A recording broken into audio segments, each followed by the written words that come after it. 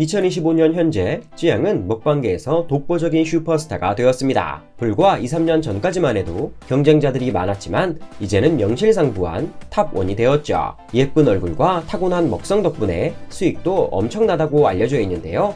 가난한 학생에서 글로벌 스타가 된 쯔양은 어떤 인생을 살았을까요?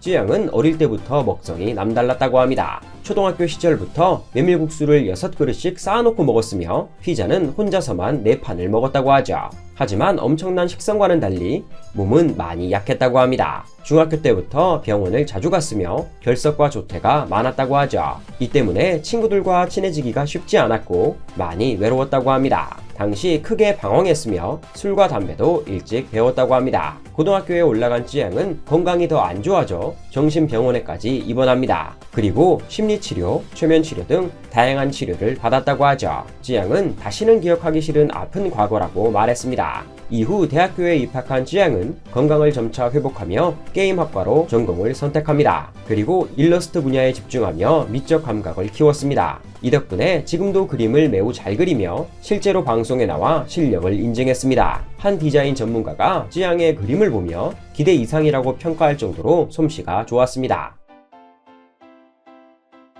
대학교를 다니던 쯔양은 자신이 음식을 너무 많이 먹자 식비가 걱정됐다고 합니다. 소는 키워도 쯔양은 못 키운다는 말이 괜히 있는 게 아니죠. 당시엔 돈이 거의 없었기에 물로만 며칠을 버틸 때도 많았다고 합니다. 하루는 친구들이 그녀에게 차라리 먹방을 하는 게 어떻겠냐고 권유했습니다. 고민하던 쯔양은 결국 아프리카 TV로 먹방을 시작하죠. 아프리카에서 한창 인지도를 올리던 그녀는 2018년 11월 유튜브에까지 진출합니다. 아프리카 팬들의 지지를 받으며 유튜브를 개설한 지 7개월 만인 2019년 6월 100만 구독자를 달성합니다. 당시 압도적인 먹성으로 먹방계를 집어삼켰죠.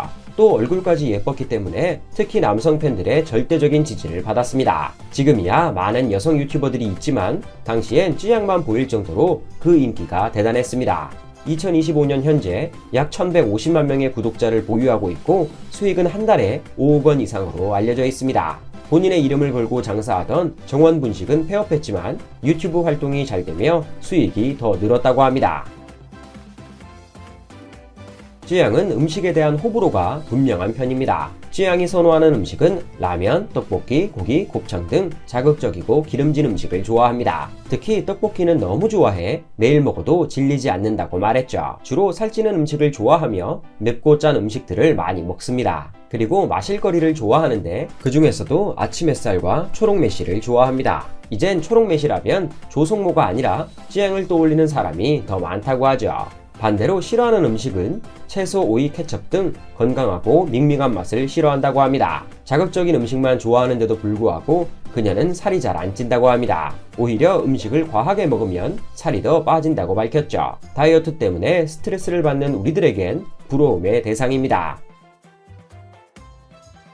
온 국민의 사랑을 받는 쯔양에게도 2번의 암흑기가 있었습니다. 첫 번째 암흑기는 은퇴 사건입니다. 한창 전성기를 보내던 쯔양은 돌연 은퇴를 선언하죠. 직접적인 계기는 뒷광고 논란이었습니다. 이에 더해 방송이 성격에 잘 안 맞고 악플에 쉽게 상처를 받는다며 방송을 중단했죠.